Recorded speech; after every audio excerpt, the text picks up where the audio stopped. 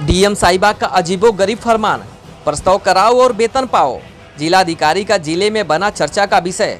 CSC और PSC पर कम प्रस्ताव के चलते डीएम का चढ़ा पारा, रोकी गई प्रभारी चिकित्सा अधिकारियों का वेतन। उत्तर प्रदेश में बस्ती जिले में इन दिनों जिलाधिकारी का एक आदेश चर्चा का विषय बना हुआ है, जिसमें उन्होंने जिला स्वास्थ्य समिति की एक बैठक बुलाई और उनकी समीक्षा की तो जिलाधिकारी के त्योरियां चढ़ गई और ऐसे सभी प्रभारी चिकित्सा अधिकारियों को जमकर फटकार लगाई, जिनके अस्पताल के प्रसव संख्या का आंकड़ा बेहद ही कम है।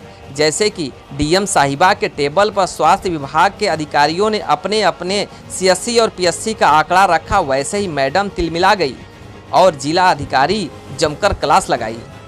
दरअसल जिलाधिकारी कार्यालय में जिला स्वास्थ्य समिति की समीक्षा बैठक में जिले के सभी स्वास्थ्य अधिकारियों को बुलाया गया और उनसे उनके अस्पताल में स्वास्थ्य संबंधित कार्य का पूरा ब्यौरा मांगा गया। जिलाधिकारी बैठक में पहुंची और जैसे ही एक एक करके ब्लॉक के सभी सीएससी और पीएससी में प्रभारी चिकित्सा अधिकारी अपने अस्पताल का ब्यौरा डीएम मैडम के सामने रखा, वैसे जिलाधिकारी प्रियंका निरंजन की नज़रें उन सभी अस्पताल के प्रस्ताव आंकड़े पर पड़ गई तो जिलाधिकारी भड़क गई।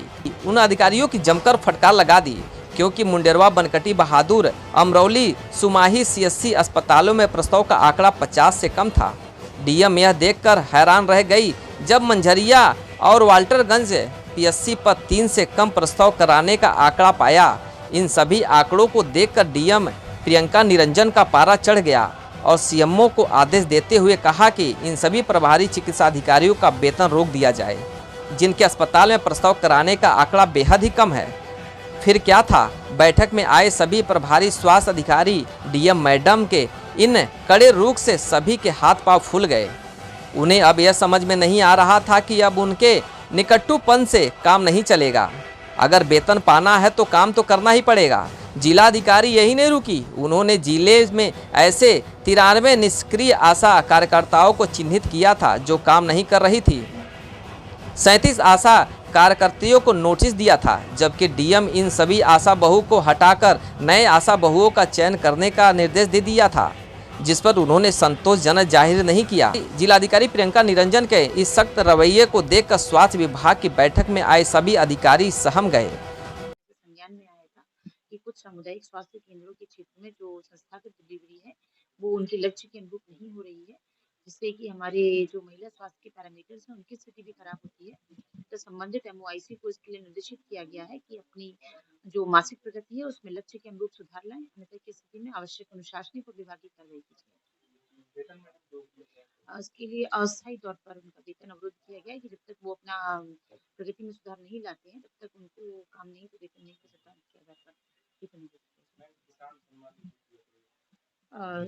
इस माननीय मुख्यमंत्री और शासन की प्राथमिकताओं के अनुरूप किसान सम्मान निधि में जिन भी कृषकों का किसी कारण से सम्मान निधि उनके खाते पे नहीं आ पाई है, उन समस्याओं के निवारण के लिए संपूर्ण जनपद में विभिन्न गांवों में कैंप का आयोजन किया जा रहा है। अतः समस्त कृषकों से मेरा अनुरोध है कि जिसकी जो भी समस्याएं हैं उन शिविर में जाकर अवगत कराएं, और ताकि आप यदि आपके खाते में ई-केवाईसी नहीं हुआ है तो उसे भी अपने खाते में ई-केवाईसी करा लें, ताकि समय से सभी को कृषक सम्मान निधि का लाभ मिल सके।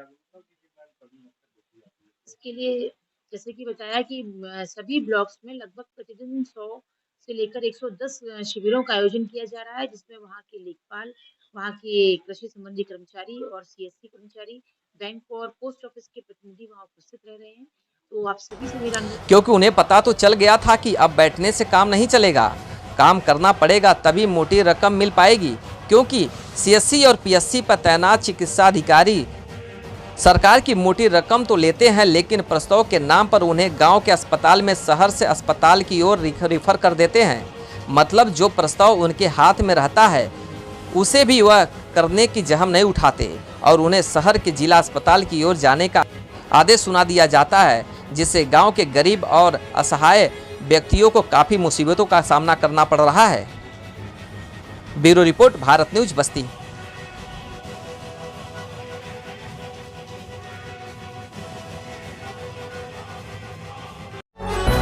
आप देख रहे हैं भारत न्यूज, हर खबर आप तक।